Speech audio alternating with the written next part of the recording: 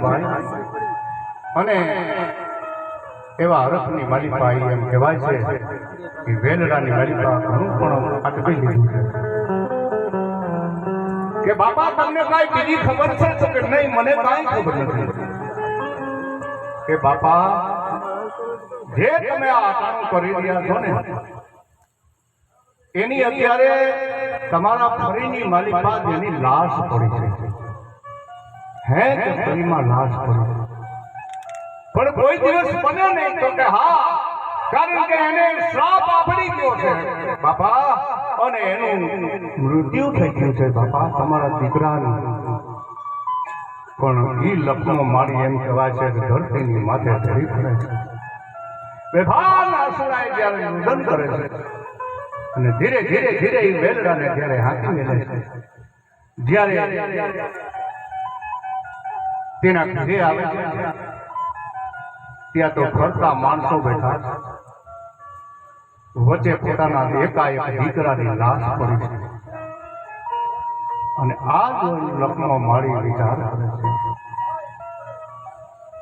છે હે કુદરત તારો કેવો ન્યાય છે કારણ કે મારી એકના એક મારો દીકરો અને આજ તે એને લઈ લીધો કારણે મારે એવો હરખ હતો કે આજ મારા દીકરાને સામે ધૂમેથી લગ્ન કરું એને પહેરાવી દઉં અને પછી માને નિરાશ થઈ જાય પણ મારી આશા તો બધી શરીરની માલી પર રહી અધૂરી રહી ગઈ છે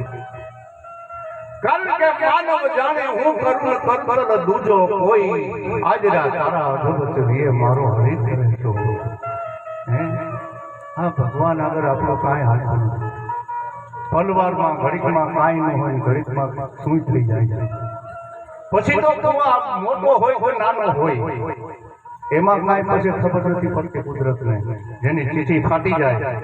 એટલે એ તરત જ ત્યાંથી ઉપાડી લે આ કુદરતનો ન્યાય છે અને એ લખનો માળી જ્યારે ઘરે આવે છે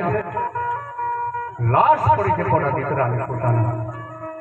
અને એ જ્યારે હળી કાઢી અને લાશને ખોરામાં લઈ અને પથમાં લઈ અને એ જ્યારે લખનો માળી જ્યારે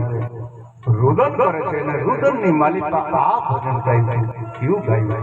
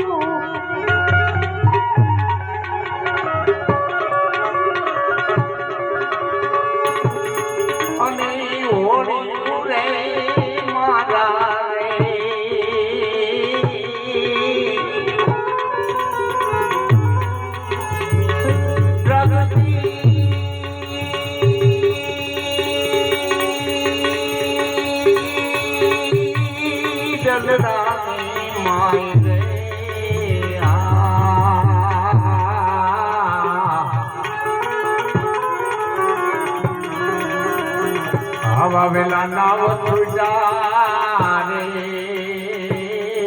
ભગવાન એ ભેળા નહીં રે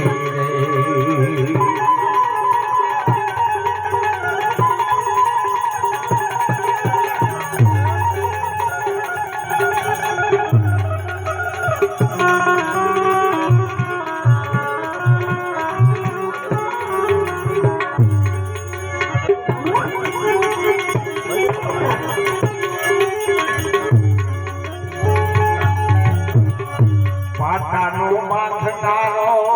રે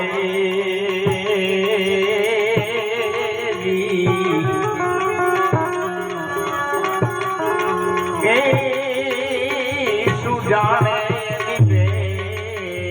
નિવેદના રે